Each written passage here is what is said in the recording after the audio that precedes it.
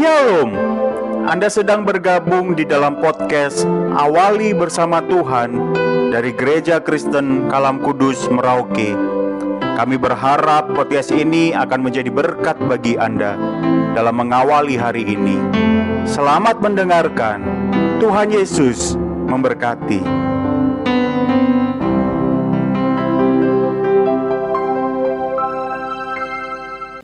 Merdeka, merdeka, merdeka. Hari ini kita bersyukur kepada Tuhan. Tuhan telah memimpin bangsa kita. Hari ini kita kembali boleh memperingati hari kemerdekaan bangsa kita yang ke-78 tahun. Ini semua oleh karena anugerah Tuhan bagi bangsa kita. Bersyukur untuk kemerdekaan yang telah kita peroleh dari penjajahan. Dan yang lebih penting lagi, saudaraku, adalah bagaimana kita bersyukur karena Tuhan telah memerdekakan kita secara rohani, telah membebaskan kita dari perbudakan dosa.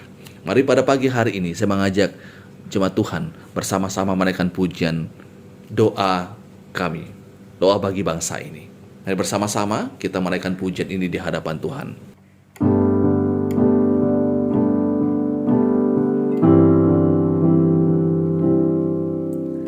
Syukur untuk setiap rencanamu dan rancanganmu yang mulia. Dalam satu tubuh kami bersatu menjadi duta kerajaanmu.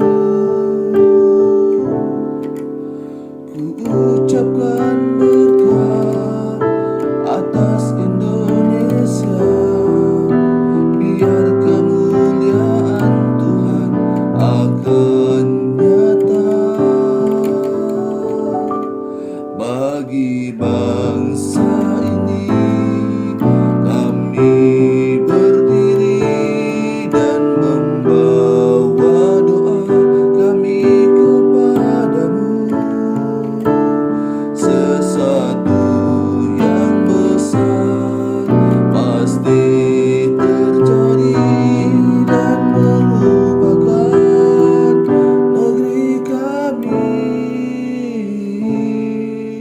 Hanya nama-Mu Tuhan ditinggikan atas seluruh bumi.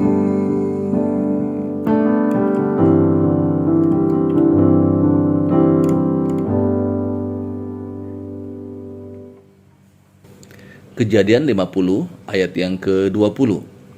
Memang kamu telah mereka-rekakan yang jahat terhadap aku, tetapi Allah telah mereka-rekakannya untuk kebaikan, dengan maksud melakukan seperti yang terjadi sekarang ini, yakni memelihara hidup suatu bangsa yang besar.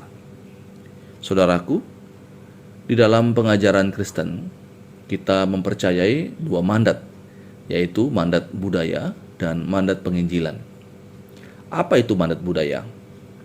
Dalam bahasa yang sederhana, mandat budaya itu adalah upaya mengintegrasikan iman Kristen dalam setiap aspek kehidupan, baik politik, ekonomi, sosial, hukum, pendidikan, dan lain sebagainya. Makanya, tidak salah jika orang Kristen itu belajar hukum, belajar politik, belajar tentang ekonomi, dan yang lainnya. Yang penting diintegrasikan dengan iman Kristen. Sedangkan mandat penginjilan berarti orang-orang Kristen dipanggil untuk memberitakan Injil Kristus di tengah dunia yang berdosa ini. Bapak Ibu Saudara, sebelum mandat penginjilan ada, Allah telah memberikan mandat budaya kepada manusia, yaitu Adam dan Hawa. Mereka diberikan mandat untuk mengusahakan dan memelihara Taman Eden. Tetapi setelah manusia jatuh ke dalam dosa, maka mandat budaya ini tidak lagi dipelihara oleh manusia, justru dirusak. Nah, saudaraku, Ini dua mandat yang harus kita jalankan. Tidak boleh hanya menitik beratkan kepada satu mandat saja, tetapi mengabaikan mandat yang lain. Ada sebagian orang yang hanya menekankan tentang penginjilan, tentang misi, tetapi mengabaikan mandat budaya. Atau sebaliknya, begitu menekankan tentang mandat budaya, hal-hal sosial, tetapi mengabaikan penginjilan. Nah, kalau Tuhan memberikan kedua mandat ini, maka artinya keduanya penting bagi Tuhan. Nah, saudaraku, Tuhan memakai Yusuf menjadi penyelamat bagi keluarganya, bagi bangsa Mesir, dan juga bangsa yang lainnya dari kelaparan besar pada masa itu. Tuhan tidak hanya memanggil Yusuf untuk menjadi orang yang hebat untuk dirinya sendiri, gagah-gagahan dengan jabatan menjadi orang nomor 2 di Mesir. Tentu Yusuf tahu tentang hal ini, sehingga Yusuf katakan dalam ayat yang ke-20, memang kamu telah mereka-rekakan yang jahat terhadap aku, tetapi Allah telah mereka-rekakannya untuk kebaikan. Kebaikan siapa? Apakah kebaikan untuk dirinya?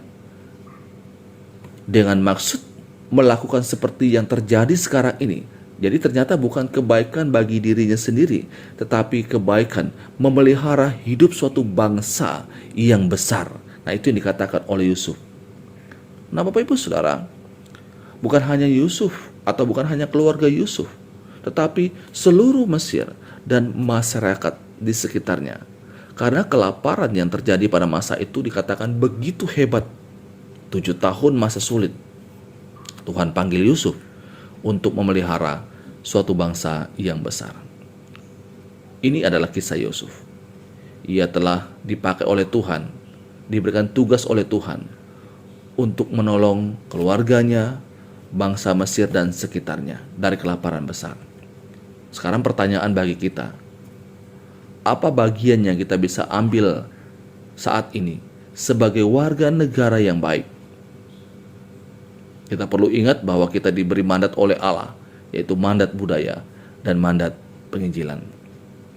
Karena saat ini kita dalam konteks Hari Kemerdekaan RI yang ke-78 tahun, maka sebagai orang yang percaya, mari kita bangkit, kita dukung pemerintah dalam menjalankan setiap tugas dan tanggung jawab mereka dalam memimpin bangsa ini. Kita dipanggil oleh Allah pada bidang kita masing-masing. Tujuannya adalah untuk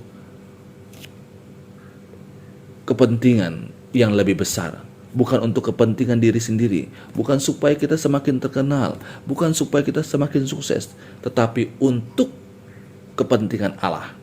Ada tujuan Allah yang besar bagi kita di dalam dunia ini, di dalam bangsa ini.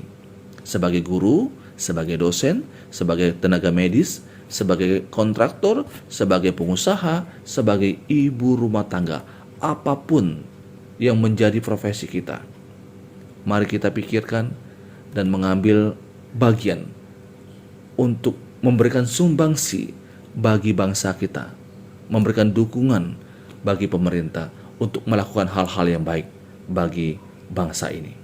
Mari kita berdoa.